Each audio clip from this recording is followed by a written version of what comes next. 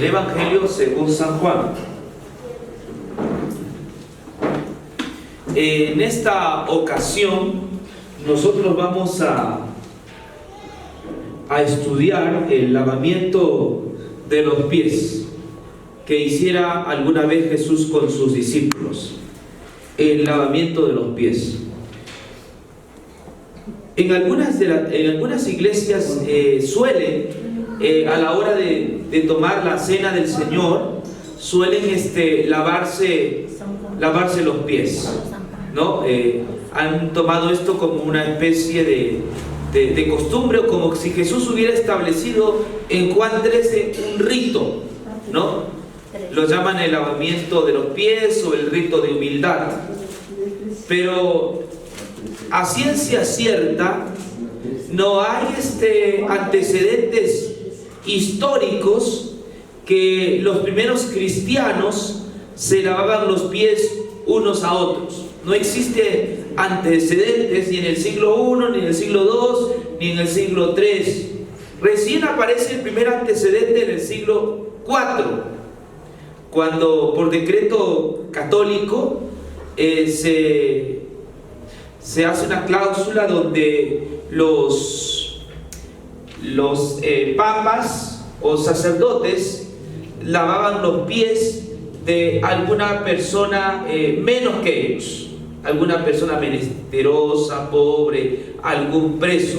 Y eso se realiza hasta ahora como costumbre cada Jueves Santo, porque fue un jueves cuando Jesús lavó los pies de sus discípulos. Entonces, en el Jueves Santo, la iglesia lava los pies de alguna persona que tiene problemas o que está en la cárcel. Es más, hace poco el Papa actual, Francisco, lavó los pies de unas chicas que estaban en la cárcel. Pero, como les iba mencionando, no existe rasgos históricos de que esto era practicado por los cristianos. Más o menos en el año 1700, en Inglaterra, el rey también lavaba los pies de un sirviente. O sea, esto del lavamiento de los pies se ha hecho más después, pero los primeros cristianos no se lavaban los pies unos a otros. Y si esto es así, ¿qué significado tiene el rito de humildad o el lavamiento de los pies? ¿Qué quería enseñar Jesús a sus discípulos cuando le lavó los pies? Si no estaba estableciendo un rito, pero ¿qué quería enseñar? Porque Jesús no hacía las cosas improvisadamente. Siempre Jesús, cuando hacía algo, Él mostraba a través de lecciones, a través de hechos que Él hacía. Él mostraba alguna lección para que sus discípulos aprendieran. Hay que entender el contexto del lavamiento de los pies que está en Juan 13. Primero, es jueves.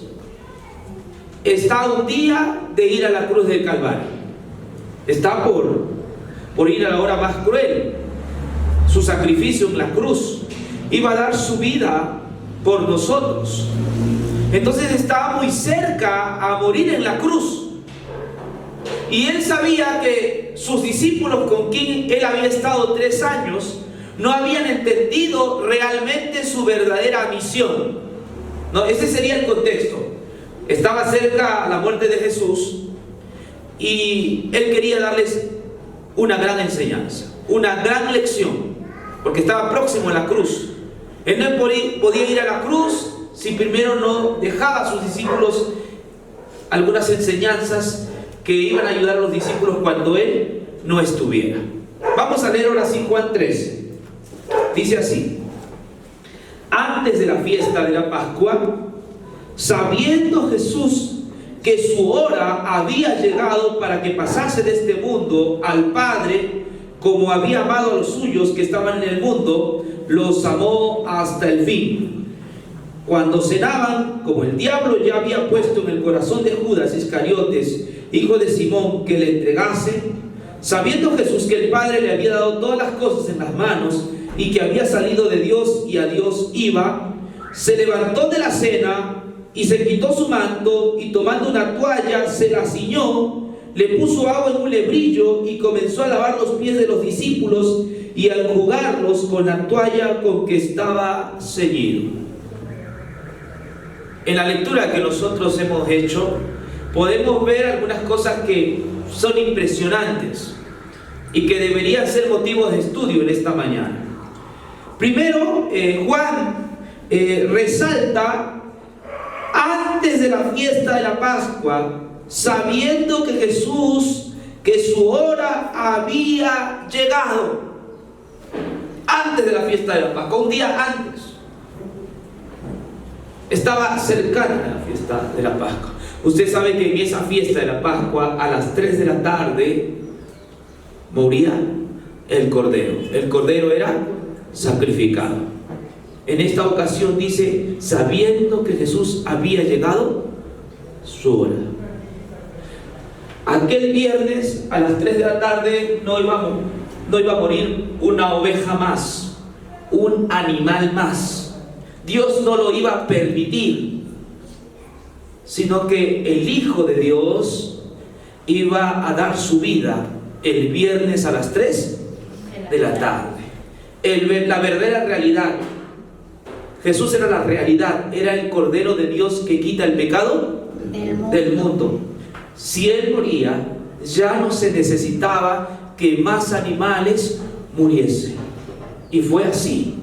El viernes a las 3 de la tarde Jesús entregó su vida y ni un animal más murió. Porque ahora Jesucristo estaba muriendo por el pecado del mundo.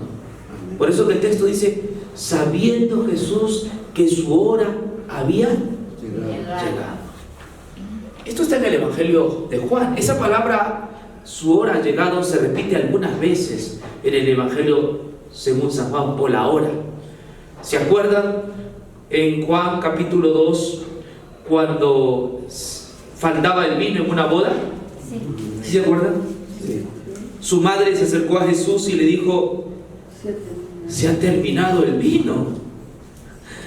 ¿Y qué le dijo Jesús? ¿Qué tengo que ver yo con esa mujer? ¿Qué tengo que ver yo con esa mujer? Mi hora aún no ha llegado. Su hora no había llegado, pero aquí en Juan 13 Jesús es enfático y dice, sabiendo que su hora había llegado. Ese es el contexto de del lavamiento de los pies. Sabiendo que su hora ha llegado. Estaba próximo a la muerte y luego de la muerte resucitar y encontrarse con su Padre. Y no volver a ver más a sus discípulos. ¿Merecían los discípulos una lección? Sí. ¿Merecían que el maestro les dejara una gran enseñanza? Sí, les había dado muchas enseñanzas, pero necesitaban saber la verdadera misión del Señor Jesucristo. ¿Sabe por qué? Porque muchos de aquellos que estaban en la cena con el Señor, en la última cena, muchos de estos desconocían el plan de salvación. ¿Sí saben eso? Ellos se habían juntado con Jesús solamente por conveniencia, por interés. Sí, habían visto en Jesús a un famoso líder político, a un rey político que les iba a dar libertad.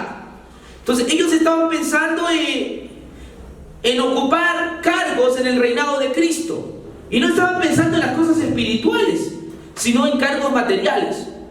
Aquella mesa o aquella cena, en lugar de ser la cena de la reconciliación, la cena del perdón, la cena de la unidad, en esa mesa había disputas, discordias, enemistades.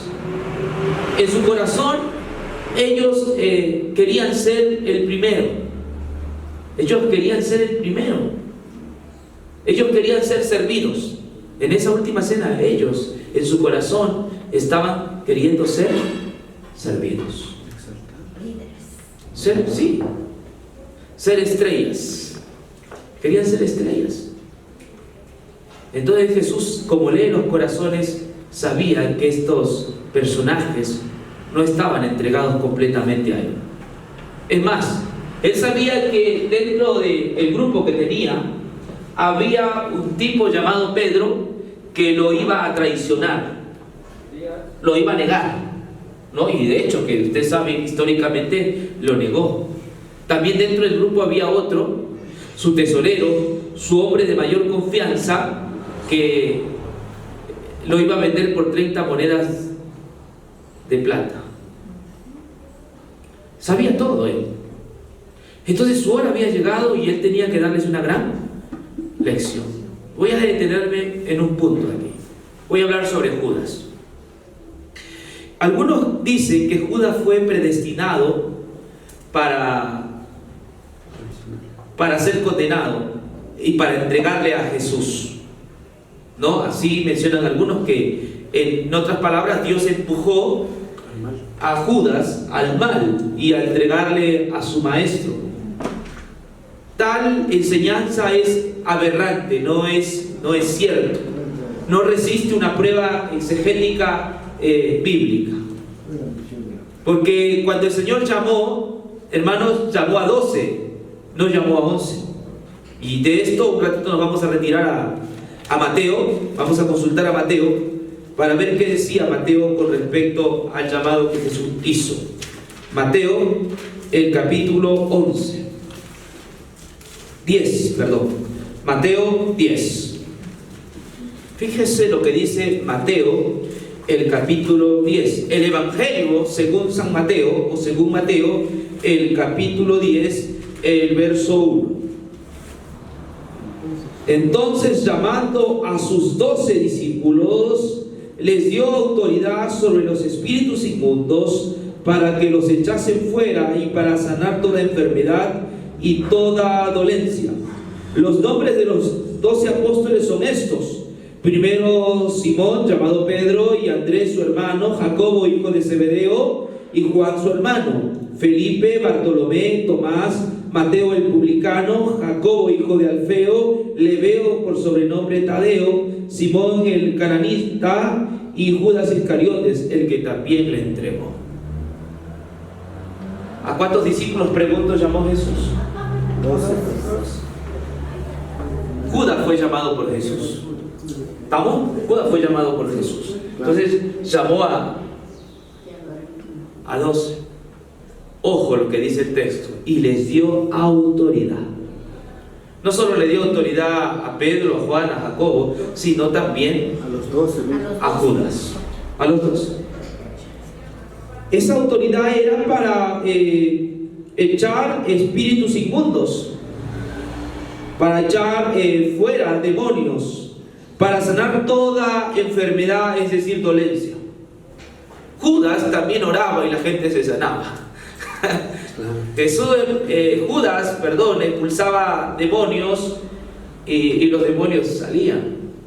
Judas tenía ese poder porque Jesús también le dio autoridad a Judas. Fue llamado por el Señor. Es más, le dio el cargo de más confianza, el cargo de tesorería. Imagínense, es un cargo de confianza. Uno no da ese cargo a cualquiera. ¿Y por qué le dio? ¿Jesús sabía que le iban a entregar? Por supuesto que sí sabía. Pero Jesús hizo todo lo humanamente posible y todo lo de Dios posible para que este hombre se entregara. No es que Jesús tuvo privilegios más con Pedro y menos con Judas. No, Él a todos los trató por... Y eso nos ilustra la última cena. Jesús amaba a todos, incluyendo a Judas. Su amor no tiene hijos predilectos. Él no hace acepción de personas. Le dio oportunidad a Pedro tanto como a Judas. Todos tuvieron la oportunidad de entender el amor de Dios, el plan de Dios. Entonces no es cierto que Judas fue predestinado para entregarle. Dios tenía un previo conocimiento, por supuesto, de esto, pero no es Dios el que indujo a que Judas le entregara. Volvamos a Juan. Entonces, ¿quién indujo a Judas para que éste le entregara? Juan 13:2. Miren lo que dice la Escritura. Y cuando cenaba, como el diablo ya había puesto en el corazón de Judas Iscariotes, hijo de Simón, que le entregase. El diablo es el que... ¿Quién indujo a Judas? El diablo. Juan es muy claro y nos dice que era el diablo. Por supuesto que Judas tenía ya sus intereses personales. Él no miraba a Jesús, su atención no estuvo enfocada sobre Jesús. Él estaba pensando en él, como el resto de los demás también. Judas pensaba en él, en sacar partida, en sacar beneficio de la obra de Jesús. Cuando Judas lo entrega, Judas había pensado todo. No crean que Judas no tenía en consideración a Jesús. Sí lo tenía, no era tan desgraciado. No vayan a pensar. Judas sí tenía cierta amistad con Jesús, tenía cierto respeto hacia Jesús. No vayan a pensar que no era uno negativamente opuesto. No, Judas sí respetaba a Jesús y lo tenía en alta consideración. Los teólogos nos dicen que cuando Judas le da el beso a Jesús, ese beso es el beso de amor, es el beso de respeto, es el beso de afecto. No es un beso hipócrita. El beso que Judas le da a Jesús es un beso de afecto. Le tenían alta estima, sino que Judas sacó mal su cuenta. Ese fue el problema. Judas pensó que el maestro, aunque él entregara, el maestro iba a usar su poder y se iba a librar. Bueno, él dijo, humanamente pensó, lo entrego, pero él tiene el poder. Y él se va a salvar y nos va a salvar a todos. Por esa razón, ustedes ven en el libro de Hechos, dice que Judas se ahorcó. Porque el plan que él había gestado no le dio el resultado. Así que Judas no era un enemigo completamente de Jesús. Más bien él declaraba ser amigo de Jesús. Sino que el plan le resultó mal. Y es que Jesús en la última cena eso va a enseñar. En la última cena lo que Jesús bosqueja es lo que Él va a hacer, su misión esencial y verdadera. Y trata de impregnar esto a sus discípulos. ¿En qué consiste su misión? ¿Para qué vino a esta tierra? Eso es lo que soslaya o bosqueja el lavamiento de los pies o la última cena. Vamos a ver la siguiente lectura, ¿no? Miren lo que dice el siguiente verso 4. Se levantó de la cena, se quitó su manto y tomando una toalla se la ciñó. Aquí una serie de verbos que necesitamos prestarle atención. El verbo levantar, que dice se levantó ¿de dónde? De la cena. Se levantó de la cena o se levantó de la mesa. Levantarse. Esto es una connotación a la obra de Jesús. El Señor Jesús estaba sentado arriba en el cielo en su trono, un trono excelso, un trono maravilloso, majestuoso, y que lenguaje humano no puede describir. El Señor se levantó de su trono. Este es un eco simplemente de la obra de Jesús, que un día se levantó de su trono. ¿Y qué dice allí? Y se quitó ¿qué? Su manto. Cuando Él se levanta en el cielo de su trono, Él se quita su vestidura, su manto real, su manto de rey. Él se quita. ¿Sabes para qué se quita ese manto real? Para hacerse siervo. Escuchad lo que le digo. En el cielo Él se levanta se quita su manto real para hacerse ¿qué? Siervo. Siervo. Y aquí el texto bíblico dice, se quitó su manto y tomando una toalla se la ciñó. Cuando uno ve esto de la toalla, ¿para qué se utiliza la toalla? ¿Y quiénes utilizaban en esa época la toalla? Los dueños de casa. Eran los siervos quienes tenían la toalla ceñida. Cuando uno veía a una persona con una toalla ceñida, uno automáticamente decía, ese es un siervo. Cuando yo veo a Jesús con la toalla sobre él, yo puedo ver a un siervo. Se quitó su manto real para ponerse las vestiduras de un siervo. Y él mismo dijo, el Hijo del Hombre no ha venido a ser servido, sino a servir, a dar su vida en rescate por los demás. Hermanos, el Hijo de Dios tomó la forma de siervo. Él no vino, siendo Dios, Él no vino a recibir el aplauso, a ocupar los primeros lugares en el Sanedrín o en el templo. Él no vino a que la gente le sirviera. Él vino a servirnos.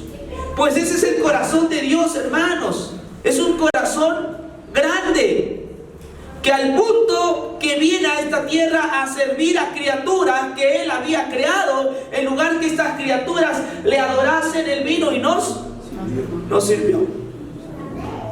Fíjese dónde nació, hermanos. Ya estamos cerca de Navidad. Y deberíamos en Navidad estudiar estos temas. Miren dónde nació. No sé, escuché a alguien, no sé si será verdad, pero el presidente de este país se vino en un avión privado.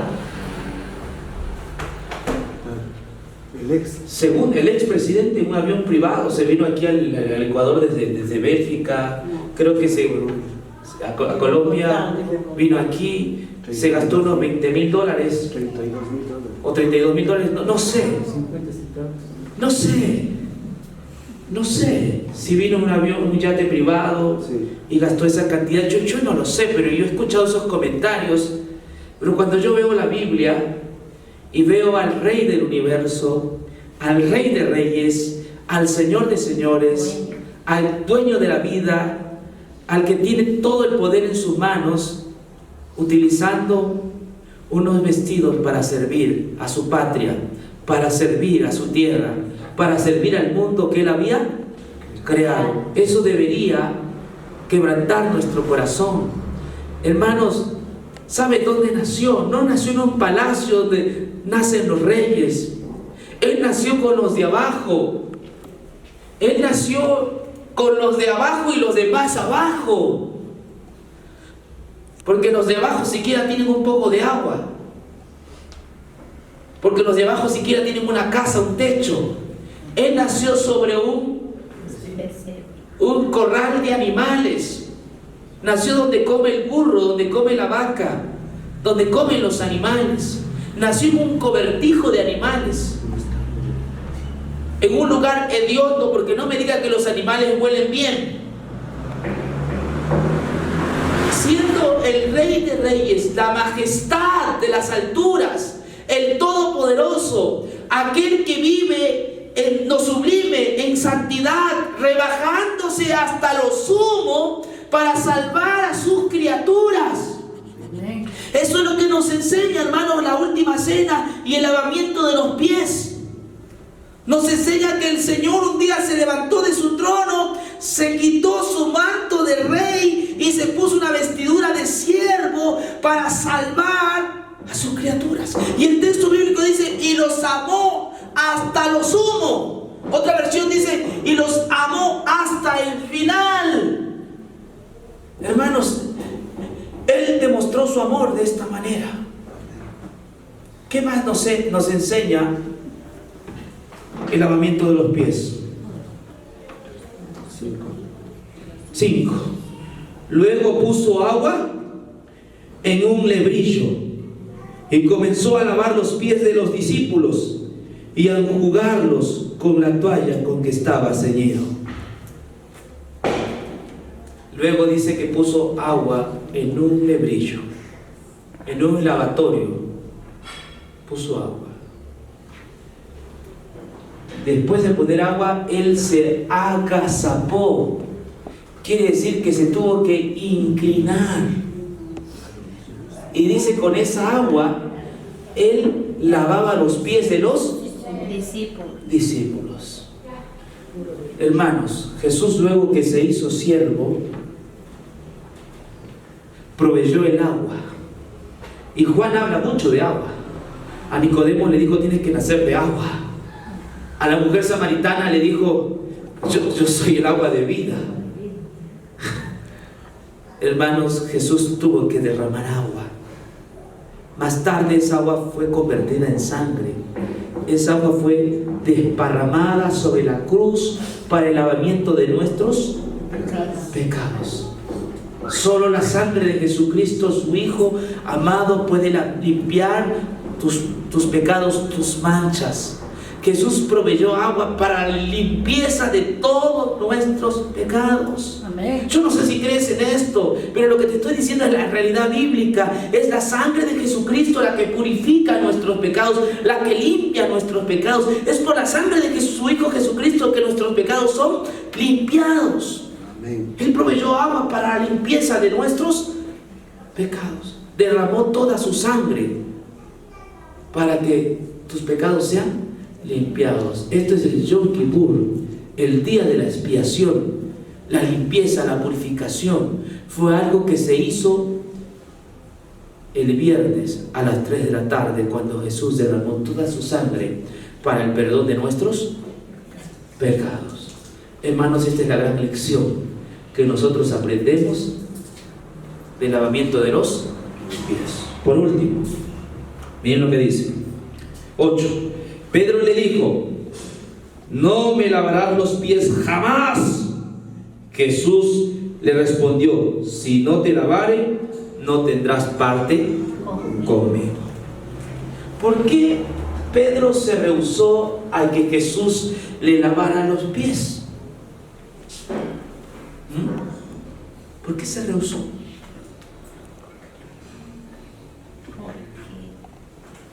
¿Sabes qué? No aceptaba porque él lo apreciaba, porque era su maestro. Pedro está actuando con su raciocinio. ¿Sí? Está usando la razón humana, la lógica humana. ¿Saben que en la lógica los maestros no lavaban los pies de los discípulos? ¿No? No lavaban los pies de los maestros, no lavaban los pies de sus discípulos. ¿Usted se acuerda? Eliseo le lavó los pies ¿a quién? A Elías. Pero Elías era su maestro. Es decir, quienes deberían lavar los pies eran los discípulos a Jesús. En la casa de los judíos existe una práctica común. En la práctica de los judíos eran los sirvientes quienes, cuando venía alguna persona de visita, entonces estos sirvientes le lavaban los pies. Ese era lo normal. Eso eran las reglas el protocolo de la época. Como ¿Sí? hizo Abraham también con los ángeles. Sí. Ese era el protocolo. Jesús cambia, invierte el protocolo. Y Jesús también enseña que Él había venido a hacer bien. Invierte, y Él como maestro lava los pies. Aquí lo que está Jesús también planteándonos, hermanos, esto va para nosotros, es que entre nosotros no debe haber señorío. ¿Sí me entiendes? No, que yo soy más que tú. No debe haber estrellas, exactamente. No, que aquí yo soy el santo varón de Dios, tú te tienes que sujetar a mí. No, entre nosotros no debe haber eso. Nosotros somos hermanos y todos delante de Dios somos iguales. Y no debemos estar buscando que nos sirvan, sino que al contrario, nosotros somos llamados a servir así como Jesús nos sirvió. Amén. Amén. Y en esta Navidad ojalá que podamos servirnos unos a otros, y que lo hagamos siempre, hermanos. que podamos servir a nuestro prójimo, no importando quién es, igual hay que servirle. Jesús sirvió y le lavó los pies a Judas y a Pedro, porque Él sí demostró lo que es la humildad. Se rebajó hasta lo sumo a fin de alcanzarnos y servirnos. Y yo termino con estas palabras que siempre he dicho: lo que Jesús hizo por ti, nadie más lo volverá a hacer. Amén. Lo que hizo Jesús es único e irrepetible. Sacrificarse por nosotros, dar su vida. Jamás ese diablo que te engatusa y que te quiere llevar al pecado, a irte en contra de Jesús, a ponerte incrédulo, a desviarte como desvió a Judas. Jamás ese diablo dará su pellejo por ti, ¿sí me entiendes? Pero el Señor Jesucristo, el Rey de Reyes y Señor de Señores, dio toda su sangre para salvarte. Amén. ¿Vale la pena servir a Jesús? ¿Vale la pena adorar a Jesús? Amén. Por supuesto que sí, hermanos. Que Dios te bendiga y que esta palabra quede siempre grabada en los salones de vuestra mente. Amén. En el nombre de Jesús. Amén. Amén.